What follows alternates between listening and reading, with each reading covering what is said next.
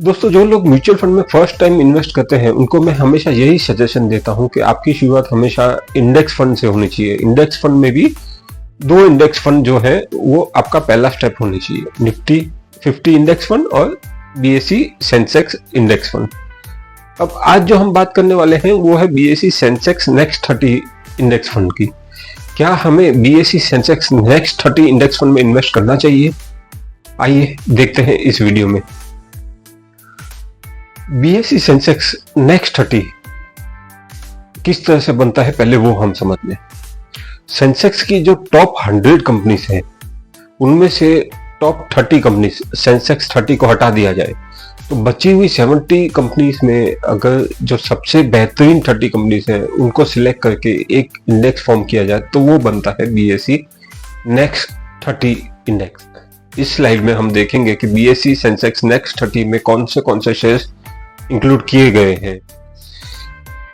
आप देख सकते हैं इस लिस्ट में काफी बेहतरीन कंपनियां इंक्लूड की गई हैं, जैसे कि ट्रेंट है, ओएनजीसी है, जेएसडब्ल्यू स्टील है, ग्रासिम है और काफी अनेक अच्छी कंपनियां इसमें इंक्लूड की गई हैं जिनको बीएसई 30 में जगह नहीं मिली थी।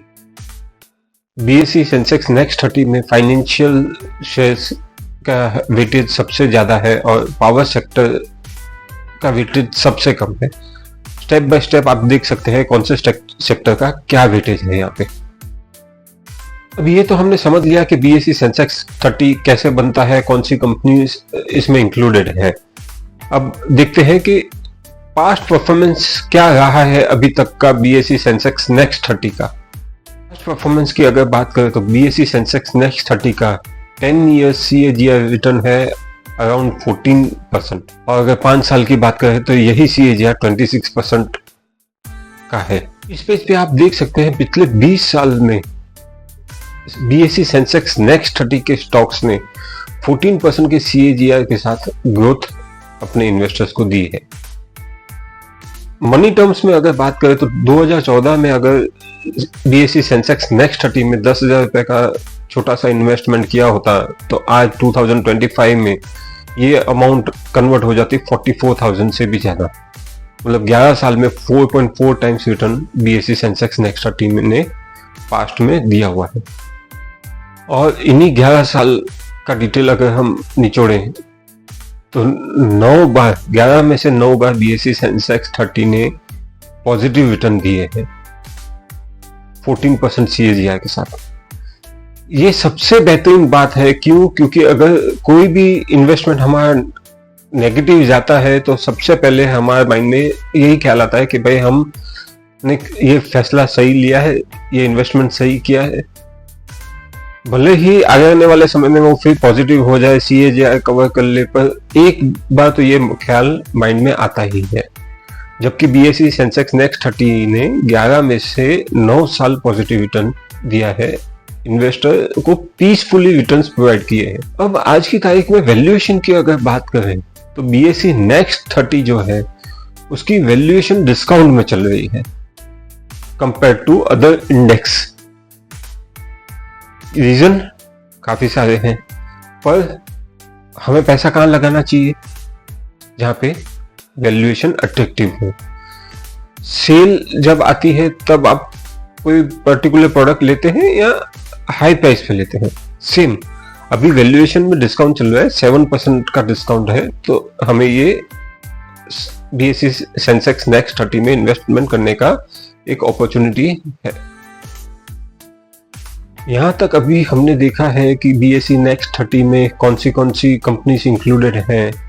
काफी सारी कंपनीज के नाम हमें पता है, आने वाला समय उनका कैसा रहेगा, प्रमोटर कैसे हैं वो सब हमें पता है, वैल्यूएशन कितने अट्रैक्टिव है वो हमने देखा, पीस ऑफ माइंड के साथ पिछले 11 साल में रिटर्न दिया है वो भी हमने देखा। अगर हमें बीएसई सेंसेक्स नेक्स्ट 30 में इन्वेस्ट करना है तो कैसे करेंगे?